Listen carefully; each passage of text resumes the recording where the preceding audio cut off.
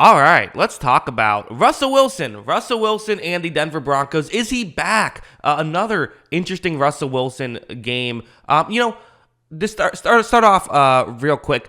I don't think Russell Wilson has gotten better these past few weeks. I think that Russell Wilson has pretty much been this guy all season. His numbers are pretty much the same all season. His advanced stats are pretty much the same all season. I think he's gotten a little better in specific spots, but he's been mostly good just consistently this year. It's just the defense went from giving up 70 to giving up 20, right? That's going to make you look better.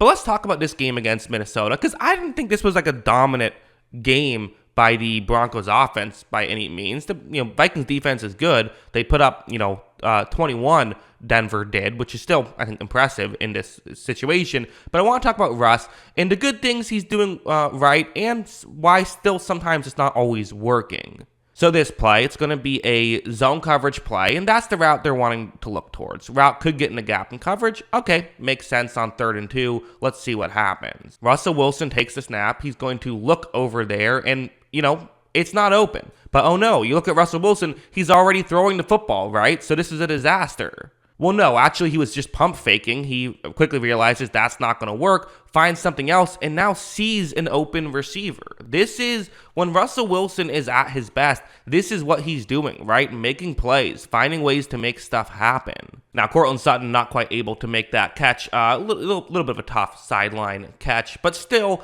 it's the mindset that I like, and it's the process that I like. It didn't work out on this play, but you assume that in future plays it will start to work out. And it was a really good play here by Russell Wilson. And again, more than anything, this is just what we want to see more of from Russell Wilson. Because, even last year, but especially this season, we've seen him, be that game manager that we've seen him be in the past. But when Russell Wilson is at his best, he's not just a great game manager, he's also great off script, and that's what he's doing on this play. So while Sean Payton's getting all the credit for fixing Russell Wilson or whatever, this is purely a good Russell Wilson play.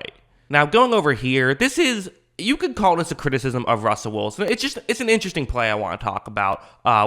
Maybe not building into any specific narrative, just an interesting play. Sometimes I put those in videos where it's going to be a 3rd down and 3.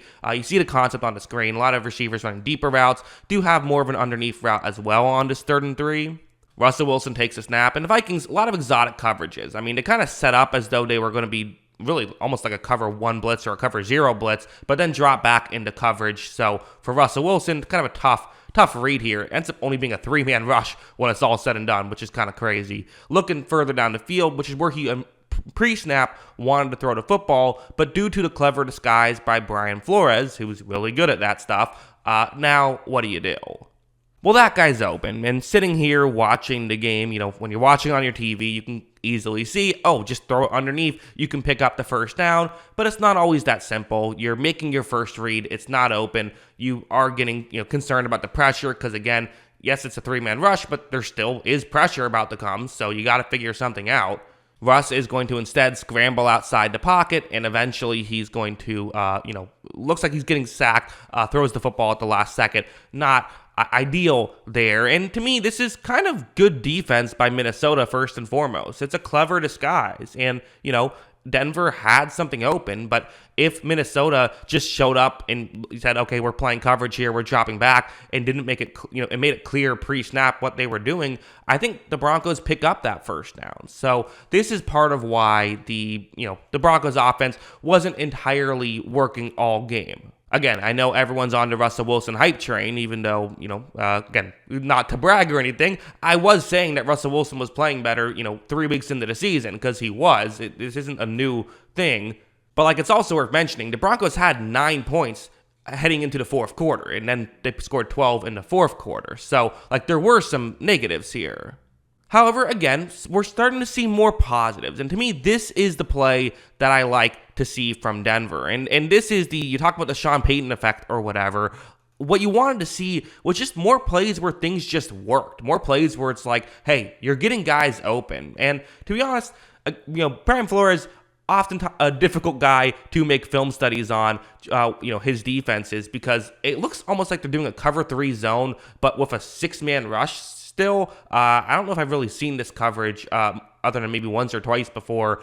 So I don't know if this is what they're doing. Kind of a weird thing. I would almost assume it's man coverage, but the corners are going to play it like it's zone. But regardless of what coverage it is, you got one corner outside the numbers, one receiver on the outside the numbers. So look there. Watch as Russell Wilson's going to take the snap. He is going to eventually look towards Jerry Jeudy, fires towards Jerry Jeudy, and Jerry Jeudy's a little bit open, right? There's a small window. No, he's wide open. This is, good stuff by Jeudy for sure, but also a good play call. You know they're giving up stuff on the outside. Have your best receiver, him or Courtland Sutton, take your pick, but, a receiver you really like, have him run a route on the outside to hopefully get open. As you see, Wilson, of course, makes the throw. They're able to pick up a decent play there. We definitely saw those flashes. Things just working. It's still not totally smooth, but it's getting smoother, right? It really is. And that's what you like to see. It's certainly a lot smoother than it was last year, right? There were also just some near misses in that game, like this one. It's cover zero, so everyone's rushing the passer unless you're playing coverage one-on-one. So simple enough. It's backyard football at this point. There's that route, which against this coverage, why not? 3rd down and goal. Let's see what happens here. Russell Wilson takes the snap. He is going to look in that direction. And again, there's a small window for this play to potentially be made. So, okay, let's see if it happens. Wilson throws it to Jeudy, and it ends up getting knocked away. To me, again, it's one of those good defensive plays is how I would phrase it. Joe Williams is the defensive back who made that play, so give credit to Joe Williams on that one. Definitely made a good play, but again, just an example of, if you're wondering why they weren't able to, often score touchdowns on certain situations, well, sometimes it was stuff like this. But enough of that. Let's be honest. What's the Russell Wilson thing? What happened in Seattle? It was just hang around for 3 quarters and then go off into 4th quarter. And that's kind of what he did, right? So you got to give him a ton of credit for what he was able to do at the end there. And I really do think that was fantastic. And for the Russell Wilson is back people, it's because of what he was doing in the 4th quarter. It's because of this stuff where it's man coverage and you have Courtland Sutton running the route you see on the screen, route towards the corner of the end zone. Let's see what happens. Well, Russell Wilson's going to take the snap. He looks in that direction. He fires in that direction. And you see that there is a window to make this throw. Looks like another defensive back reads this play and is staying further deep now, which makes it kind of look like there was another Bronco player wide open, but he wasn't. He's only wide open now after that defensive back is staying further deep, playing the ball, being smart. This is going to take a tough throw from Russell Wilson. It's really going to take a perfect throw from Russell Wilson in a huge spot. I didn't set it up, but 1 minute and 5 seconds left, down 5 points. It is 1st down, but you only get so many opportunities here. If you get one, you want to make it. And as you see, beautiful throw from Russell Wilson. They get the touchdown. Didn't convert the 2-point conversion, but 21-20 was a big enough lead to hold in the final minute, and the Broncos win a game. Listen, it's what you want to see from Russell Wilson, right?